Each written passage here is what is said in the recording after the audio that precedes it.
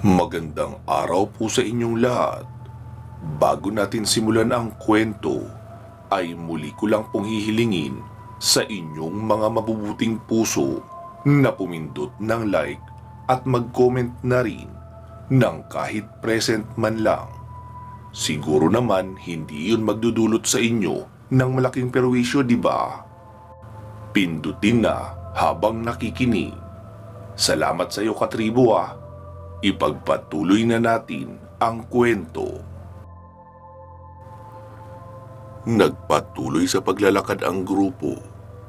Kahit umaga noon ay may manipis na hamog pa rin na natitira sa paligid. Nagsalita si Kansu. Mag-iingat kayo. May paminsan-minsang butas sa gilid ng daan. Mga patibong yan. Hindi ko alam kung sino ang naglalagay ng mga ganyan. Pero ang sabi ng mga sundalo kong tagapagmanman, ilan na raw sa kanila ang napahamak at namatay dahil sa mga butas na iyan. Mahirap din mamataan dahil sa kapal ng hamog. Kaya napakadelikado talaga maglakad dito kapag madilim. Tahimik naman na nakikinig sina Tingting, Lino, Kulas at Mansyo habang panay ang tingin sa gilid ng dinadaanan. Makalipas ang 3 oras siguro ay napasabi si Lino. Kansu, hindi ba parang ang tagal naman yata makabalik ni na Artemis at Clea? Meron ka bang nararamdamang kakaiba kaya mo siya hinayaang mauna? Sumagot naman si Itaro. Oo Lino, tama ka. Pagkagising ko pa lang ay may itim na enerhiya na akong nararamdaman sa paligid. Hindi ko pa matukoy kung anong pinagmumulan dahil masyado pang manipis. Ibig sabihin ay malayo pa ito. Pero bilang nilalang ng kabilang mundo ay ramdam na namin ito ni Artemis. Lalo at mas mataas ang pakiramdam namin kaysa sa mga pangkaraniwang engkanto at mga diwata. Sa tingin ko ay hindi nyo pa iyon nararamdaman. Sabi naman ni Lino. Oo, tama ka Kansu. Hindi pa nga namin iyon nararamdaman. Kasi bago kami sa ganitong environment. Kaya lahat ng maramdaman namin ay ngayon lang namin nararanasan. Hindi ko pa matukoy kung alin ang normal at hindi. Pero sa tingin mo ba Kansu, nanggaling sa nilalang na sinasabi mong Kushtaka ang enerhiyang nararamdaman mo? Hindi Lino, dahil ang Kushtaka ay pangkaraniwang hayop lang din sa mundong ito. Kaso nga lang, mapanganib sila. Lalo kapag lumalabas ng lungga dahil isa lang ang pakay nila, ang humanap ng pagkain.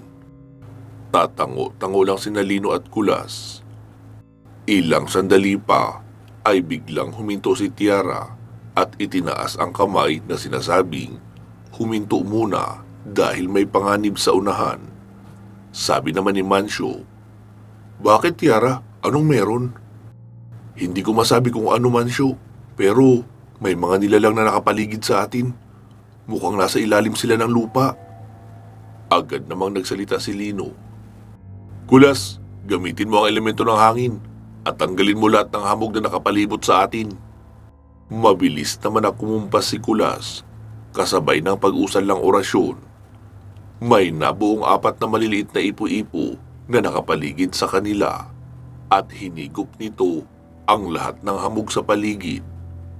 Doon na tumambad sa kanila ang napakaraming mga butas at halos lahat ng butas ay may nakasilip na buhaya na kulay pinaghalong brown at pula, parang maduming pagkamaroon.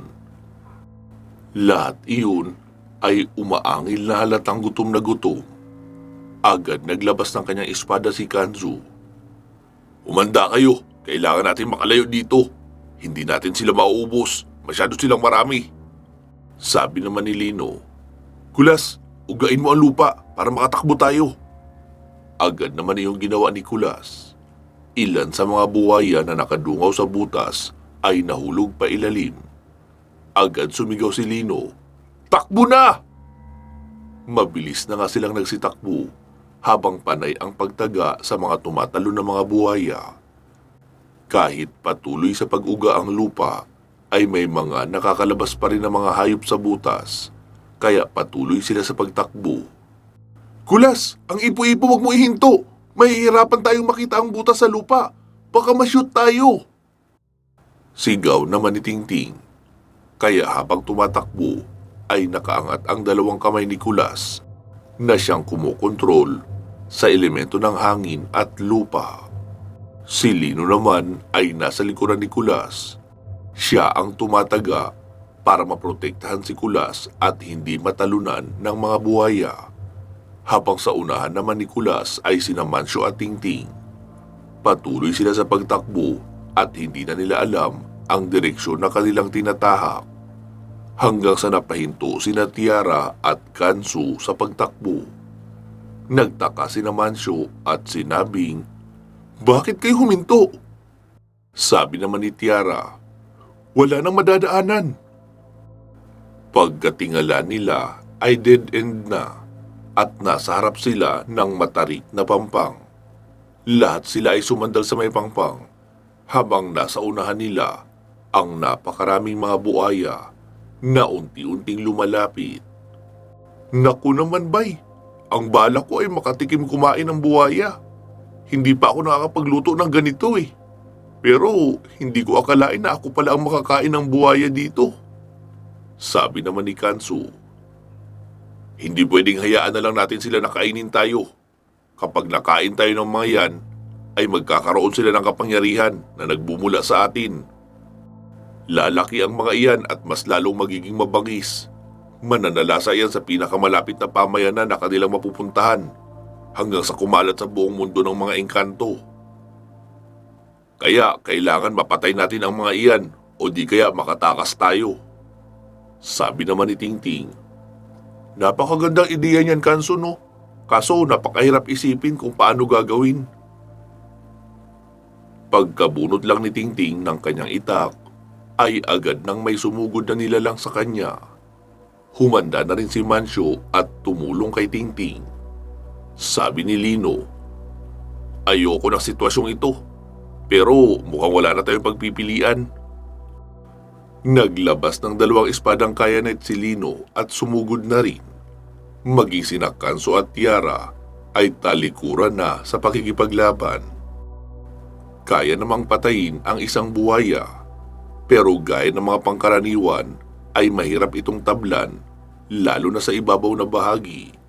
Maliban kay Lino na kahit sa ibabaw niya puntiryahin, ay kaya iyong mahiwa ng kanyang espadang kayanite. Tila nagiging laser kasi iyon na humihiwa sa matitigas na bagay. Pero sina Tingting at Mancio ay kailangan sumalag gamit ang kaliwang kamay at yuyuko ng mababa para makasaksak sa ilalim na bahagi noong mga buhaya. Ilang saglit pa ay nakita ni Lino na may mga buhayang nakakagat sa magkabilang paa ni Kansu. May nakakagat din sa kaliwang braso nito, habang ang kanan ang siyang tumataga sa iba pang mga papalapit na nilalang.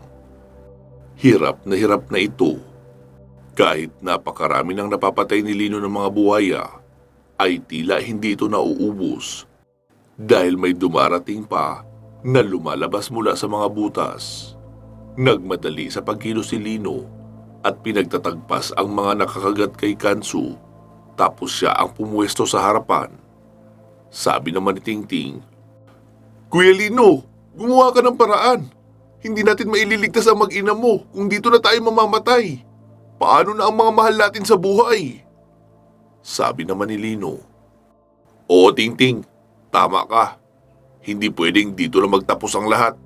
Kailangan ako ng anak ko. Mancio at Tingting, kayo muna ang pumalit sa pwesto ni Kulas. Tiara, depensahan niyo ni Kansu si Kulas na hindi siya malapitan ng mga nilalang na ito. Kulas, ilapat mo ang dalawa mong kamay sa pangpang, tapos paugain mo ng todo para bumagsak ang gilid na bahagi. Sabi naman ni Kulas, sigurado ka dyan, Lino? Tayo ang unang tatamaan noon. Oo, sigurado ako. Sabi naman ni Kansu. Maling plano yan, Lino. Sinagot naman siya ni Lino. Hindi ko naman sinasabing tama ang plano ko. Ang sinasabi ko lang, maililigtas ko kayong lahat sa plano kong ito. Sige na, Kulas. Ngayon ka pa ba hindi magtitiwala sa akin? Sigaw pa ni Lino. Napailing-iling na lang si Kulas bago inilapat ang dalawang kamay sa pangpang. Heto na, Lino!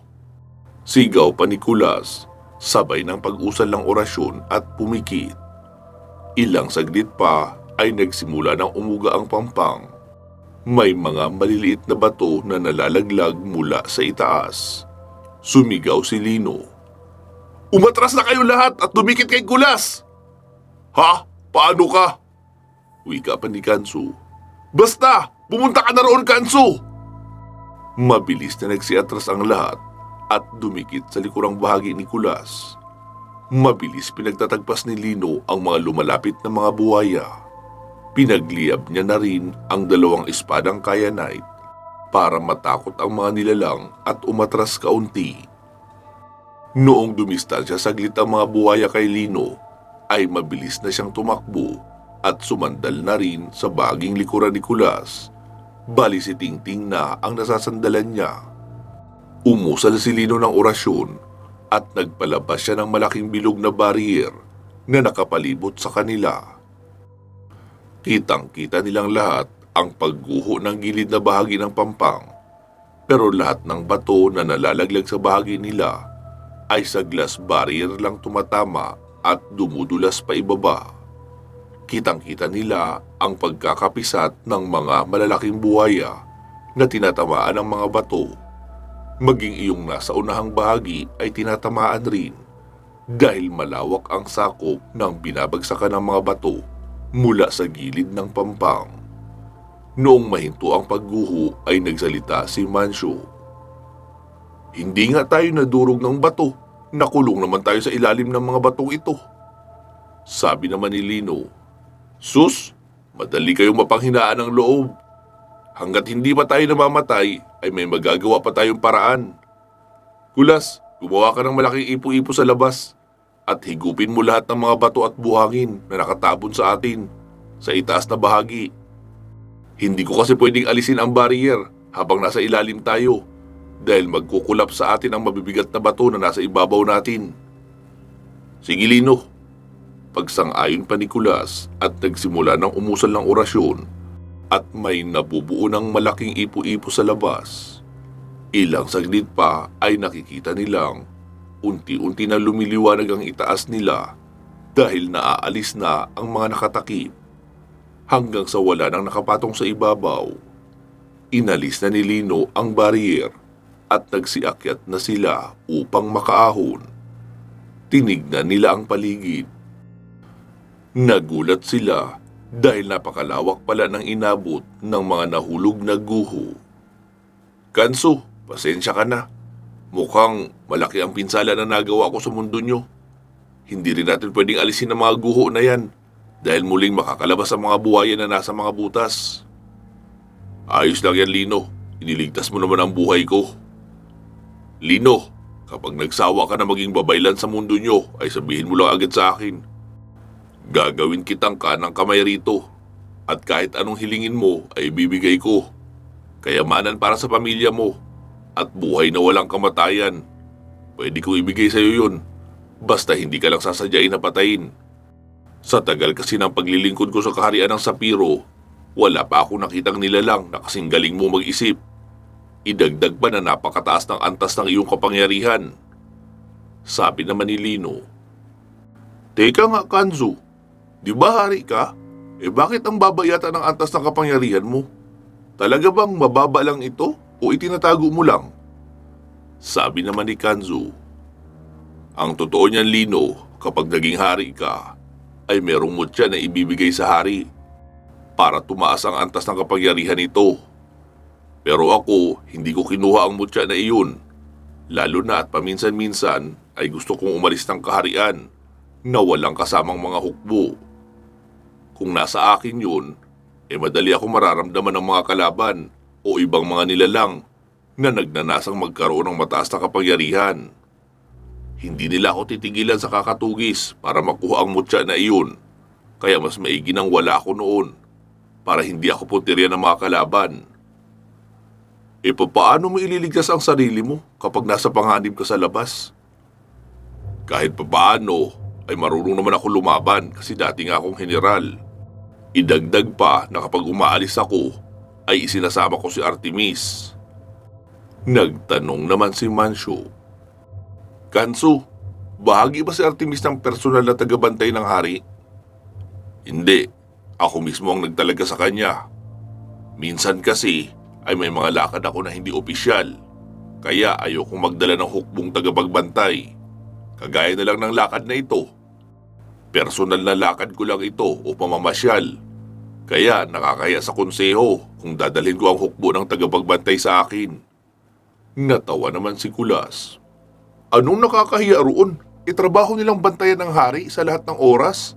Maging opisyal o personal ang lakad nito. Sabi naman ni Kansu, para namang hindi mo ako kilala, Kulas. Hindi ako anak ng hari. Nahirang ako bilang hari dahil sa ipinakita kong katapatan sa kaharian at kagitingan ng aking pamilya sa mga dumaan na digmaan. Kaya ibig sabihin, hindi ako namuhay sa marangyang paraan. Lalo at magmula noong magbinata ako ay isa na akong kawal na palaging nasa kagubatan na kadestino.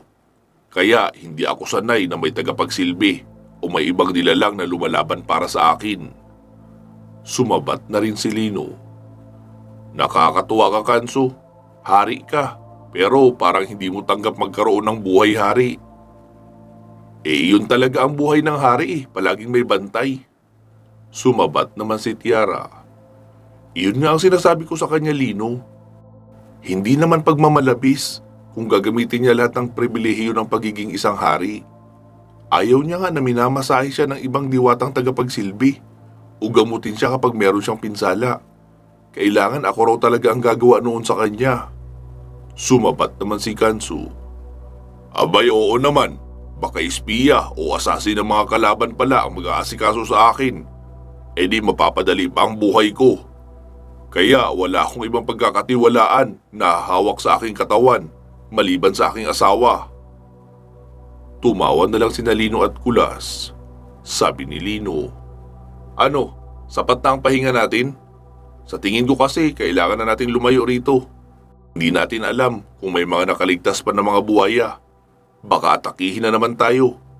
Napapagod pa naman ako. Wala akong ganang lumaban uli. Sabi naman ni Kanzu. Oo, tama ka, Lino. Kailangan na muna natin makahanap ng lugar na ligtas na pagpapahingahan. Kailangan natin kumain at magpahinga, lalo na kayo. Oo, sige, tara na. Wika pa ni Lino at agad na nilang nilisan ang lugar.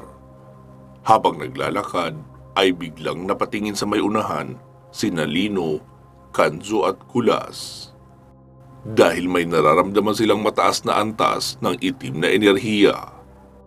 Nang biglang lumitaw ang 5 nilalang na nakasuot ng roba. Hindi makita ang kanilang mukha dahil sa panaklob sa ulo noong roba. Sino kayo? Sigaw pa ni Kansu, pero mukhang wala sa mood makipag-usap ang 5 nilalang. Agad ikinumpas ang kanilang mga kamay paturo sa grupo. At sabay-sabay ang mga iyon na naglabas ng malakas na antas ng sator. Dahil sa hindi handa, kaya nakasarado ang poder ni Kulas at Lino. Wala silang ekstrang proteksyon sa kanilang katawan. Sabay-sabay silang tumilapo ng malayo, papaatras, at pumalo pa ang ulo ng iba sa bato, ang iba naman ay sa punong kahoy. Kaya silang 6 ay pare-parehong nawala ng malay. Bago natin ipagpatuloy ang kwento sa bahagi nila Lino sa kabilang mundo, ay dalawin muna natin ang kaganapan sa panig ng mga kalaban nila sa mundo ng mga tao. Kasalukuyang nagpupulong ang grupo ng itim na Tatsulo sa pamumuno ni Augustus Mori. Nagsalita ang pinuno.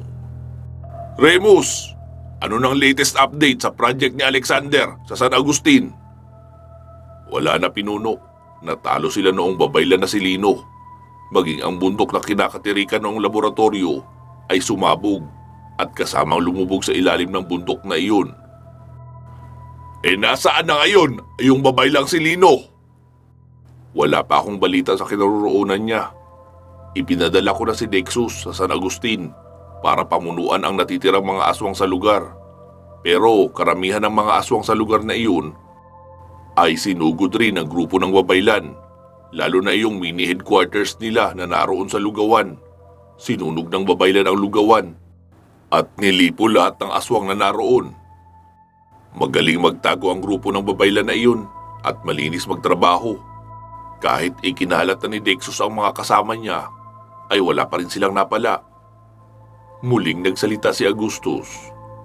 Nag-aabang kayo na lumutang ang babaylan, samantalang nag-aabang din siya na lumutang ang mga aswang sa lugar.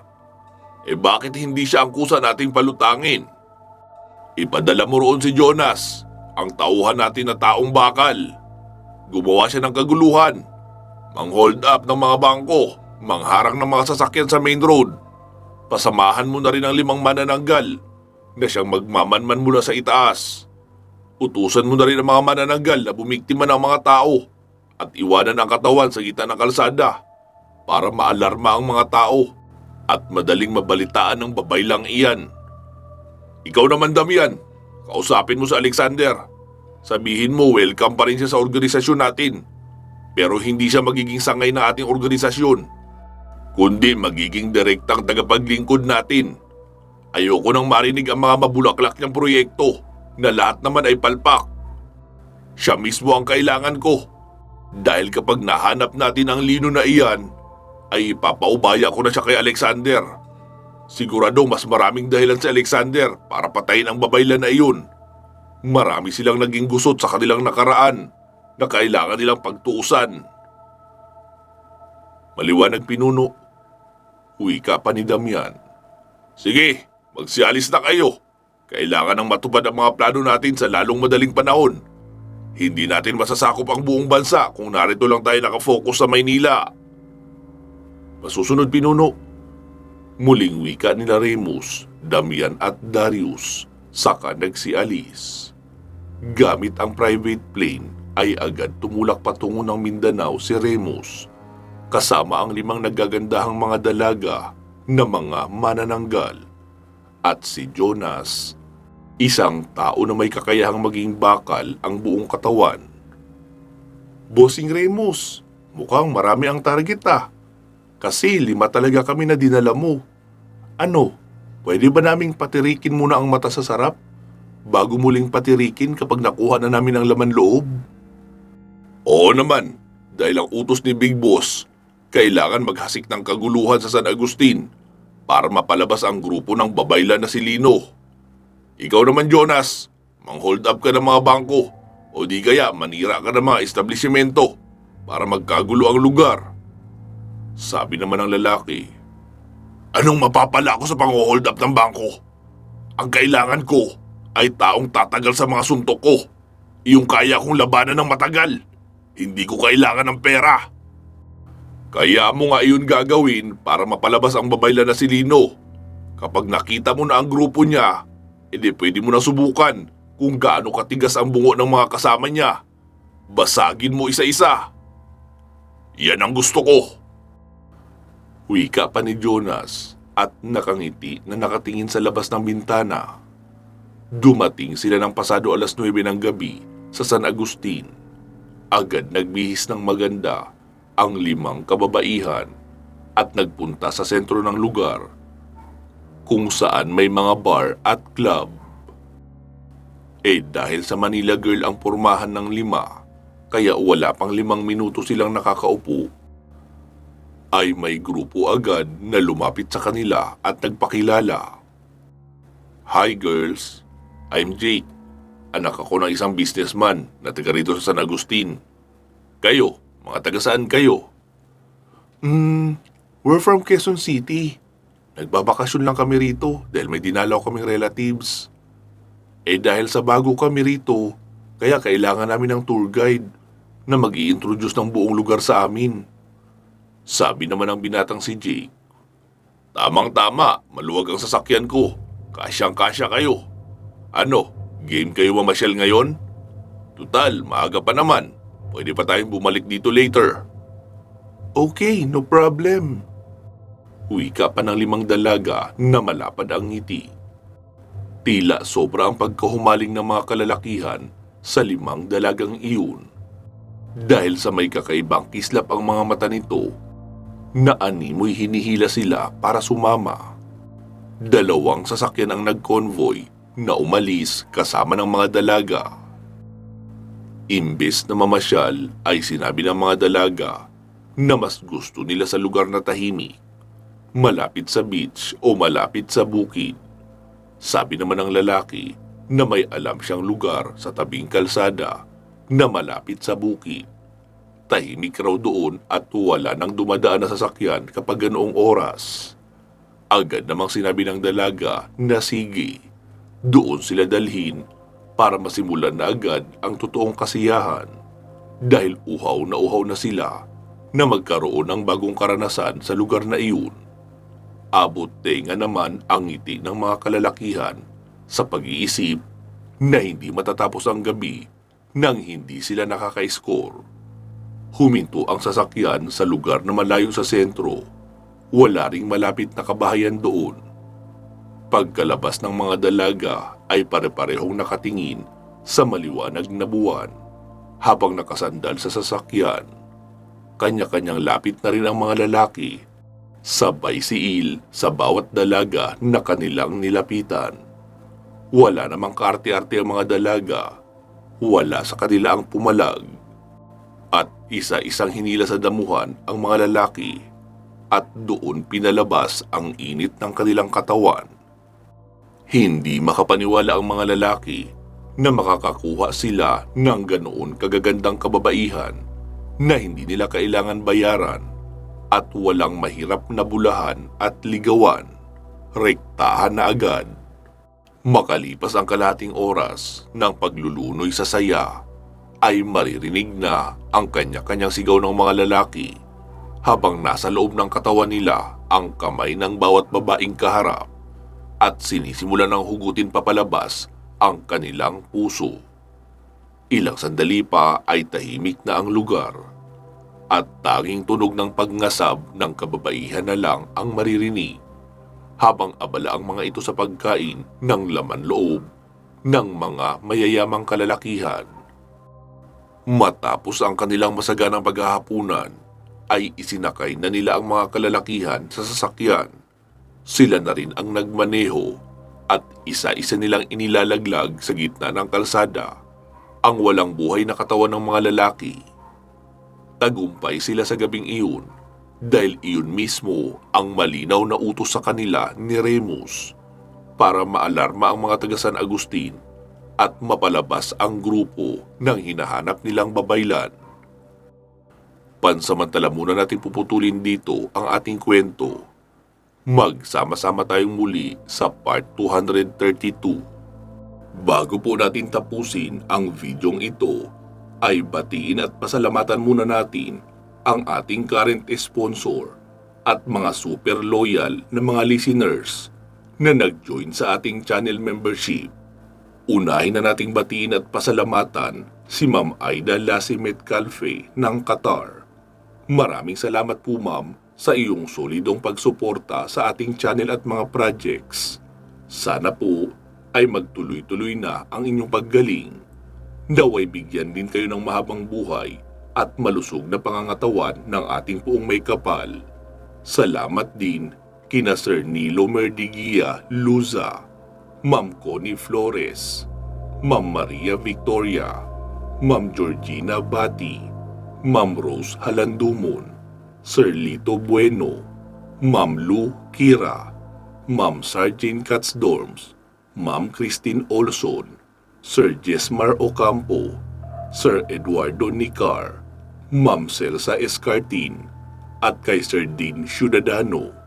Marami pong salamat sa inyong pag-join sa ating channel membership dito sa ating main channel, pati na rin sa ating side channel na Kwentong Aswang Comics. Sa mga gusto pong maging bahagi ng ating channel membership, huwag na po mahiyang pumindot ng join button katabi ng ating channel name.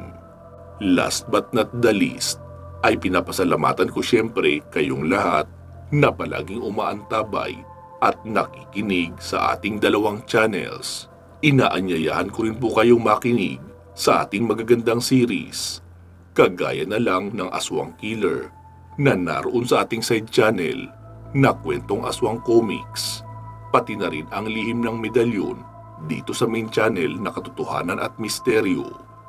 Magiging active na uli iyon at sisikapin nating makapag-upload ng kahit isang part kada linggo. Maraming salamat po ha. Mag-iingat po kayo palagi at hanggang sa muli.